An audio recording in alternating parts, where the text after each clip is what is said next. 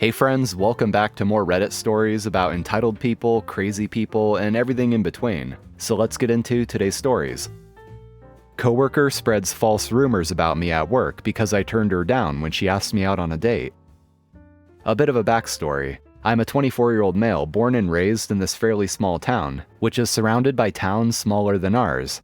People from surrounding towns come over to get their degrees and diplomas from my local university and college, because theirs don't have good ones.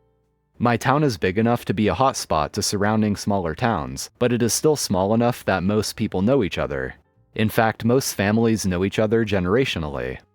Now to my situation. I work as an advisor at our local bank branch.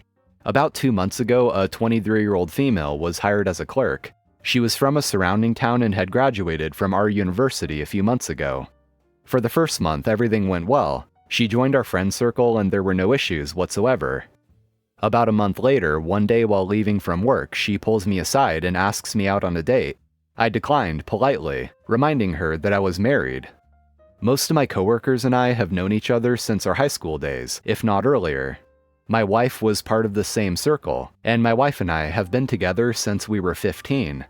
This topic had come up before and I always have my wedding band on, so I found it weird that she still chose to ask me and not any of the other guys who were single, but I brushed it off and thought that was the end of it. That was a weekend, so on the next Monday when I come to work, halfway through my shift, one of my other coworkers, 24 female, tells all of us that the 23-year-old female told her that I pulled her aside and asked her out and wasn't taking no for an answer. She said I had started stalking her on Snapchat and Instagram. Here's the thing. My coworkers knew I didn't even have Snapchat or Instagram, and they know how close my wife and I are, so they realized she was full of crap. However, there were a couple of coworkers who weren't as close to me who may have believed her. I told my coworkers not to do or say anything to her, and I told them the truth about what actually happened. I told them to ignore what she was saying and just agree with whatever she said, because I did not intend to make this a big issue, and I told them she was just being childish and didn't know how to deal with rejection. Around 2 weeks pass, and my dad calls me one day and tells me he needs to speak to me. I go to my parents' house and my dad tells me a friend of his, who was a client at the branch, told him about how I stalked a girl and she was looking to quit this job for another, and asked if the friend could help her by hiring her into his company. After I told my dad about what actually happened, I decided that I had to stop her from badmouthing me, and reported her to HR the very next day. When I told HR that clients were getting involved, of course they took it serious and investigated. The HR lady questioned me, my coworkers, and the 23 female scumbag as well. Obviously, everybody backed me up, and the camera footage showed her stopping me, and not the other way around, so she was put under the hot seat with HR. At first, apparently she was adamant I stalked her, and she showed HR an Instagram account with my face on it. Here's the kicker. That photo was very conveniently the only photo of me on one of my other coworkers' profile, which she followed on Instagram. She had made a fake account and messaged herself from it to be believable. She was fired by HR on the spot for spreading false rumors with malicious intent and for disrupting the work environment. She was on her probationary period, so no severance pay or any pay. Since I live in a town where people know each other, the news has been spreading quite quick. Her job prospects here are null and void at this point. On the one hand, I'm happy as ever that I got my revenge, but on the other hand, I don't know if I took it too far and should have just confronted her first. I think the way that OP dealt with it by just going to HR was probably the best way to do it, both in a professional sense and a personal sense. I don't think confronting her about it and talking to her would really do much, and would probably only serve to complicate the situation. And especially if she's spreading rumors like this, just going straight to HR for them to investigate probably helped to just nip it in the bud. And especially if she's spreading rumors like this, just going straight to HR for them to investigate probably helped to just nip it in the bud. That way they were able to simply just talk to the other workers and check the camera footage, instead of OP going around trying to set the record straight himself, and causing a bunch of other waves that would have just made things that much more confusing. The fact that this resulted in her getting fired and her reputation in the town getting ruined is just her own fault. OP is not to blame for that. Full-grown adult steals from a child's piggy bank. I have had a rocky relationship with my family. I have one older sister, two younger siblings ages 24 and 25, and I am 29.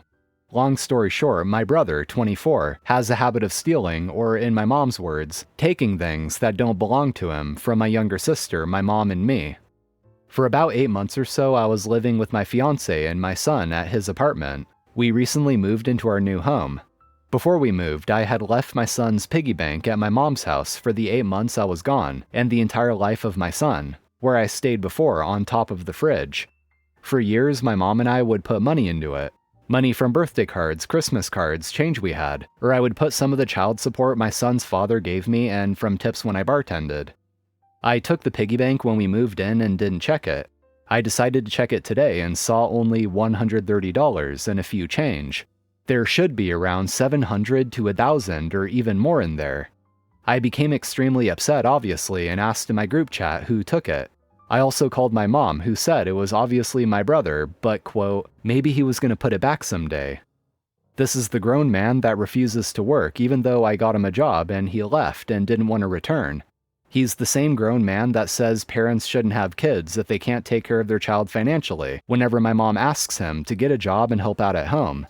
Even $200 a month would do, but he refuses and says he's not the working type. After years of an ongoing feud with my brother, I left all family group chats, blocked him and deleted him. I deleted my mom and blocked as well. Because honestly, I'm done with her condoning his foolishness. He's stolen from my younger sister as well. She'll get mad, but everyone always forgives him. Even me. But stealing from a 4-year-old's piggy bank is just low.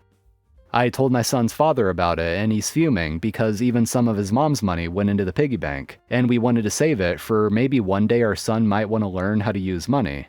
Now all that is left is $130. So first off, to get the obvious things out of the way, yeah, OP's brother is obviously the bad guy here for taking the money, that much is clearly obvious. He shouldn't do that, and as family, he should be held accountable to pay it back.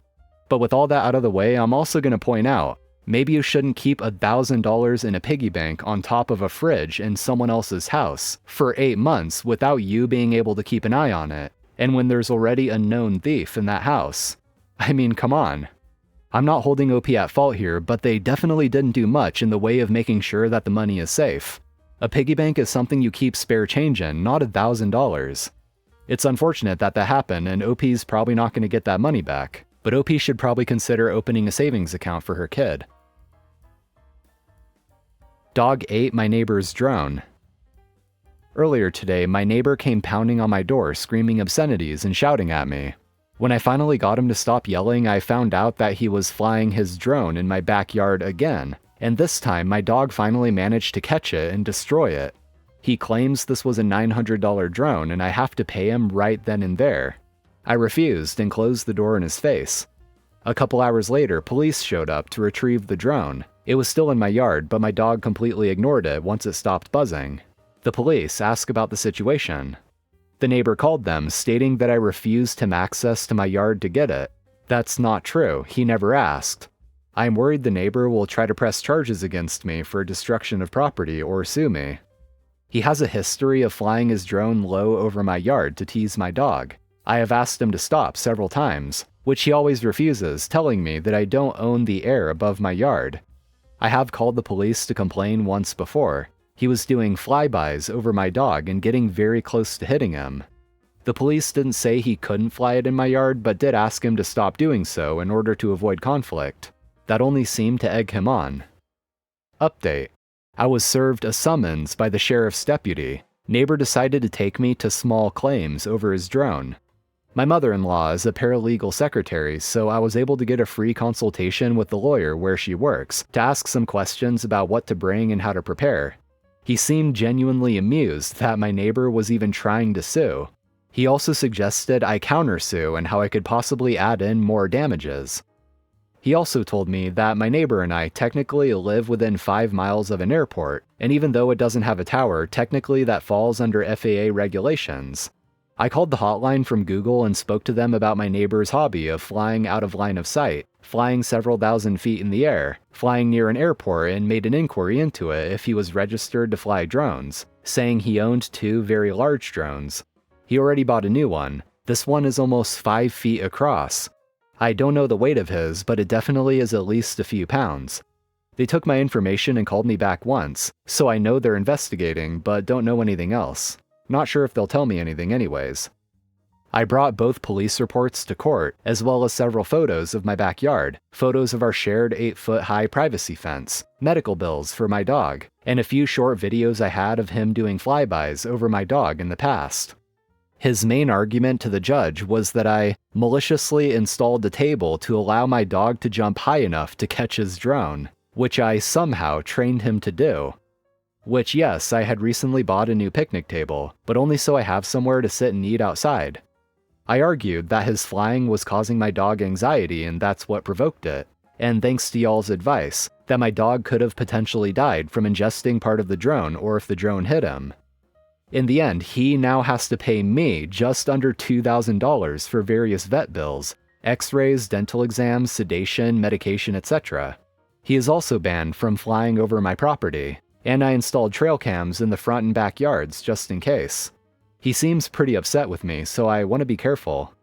The only thing that could make this better is if the FAA finds a reason to fine him or take away his drones. Is this the hottest wing you have? I used to own a wing joint. Nothing fancy, but a good selection of wing flavors and beer. Inevitably, we would have people come in and order the suicide wings. I like super spicy foods, so these were pretty damn hot. Of those people, about 5 to 10% would always start the joke or sarcastic conversation. These aren't that hot, can't you do better? One of my best regulars, a dentist who fancied himself a gardener, decided to help us out and planted a ghost pepper bush, and he could bring us the bounty of his harvest. He would intentionally underwater the bush so the peppers would be as hot as they could be. When he would bring us the peppers, I would grind them, seeds and all, into a nice paste, which I would combine with our suicide sauce and keep to the side for when our spicy wing connoisseurs would show up and complain about the suicide sauce not being hot enough. I would only serve them one death head wing, seemed a fitting name. I would make them wear gloves to eat it to prevent capsaicin burns on their skin. I would specifically tell them about the heat they were about to get into, trying to dissuade them from eating this culinary monstrosity. By the time we got through all this, every single person always now viewed this as an insult to their manhood. Never had a woman complain about heat, but would sometimes actually ask if there was another level they could try, and could not be stopped from eating this wing. So they did. The fun thing about capsaicin oil is it can often take a few seconds to kick, usually just enough time for the person to scarf down the wing and start to smugly tell us how it wasn't that hot, and then the heat would begin, and once it started it was relentless. The wing was free, but the cup of milk after was $20. I never had a single person ask for a second one. Anyway guys, that's going to be all for today. Thank you so much for watching, I appreciate it. If you enjoyed, be sure to hit that like button, it really helps me out. And also, of course, be sure to subscribe to the channel if you want to see more content like this. So take care everyone, and I'll see you in the next one.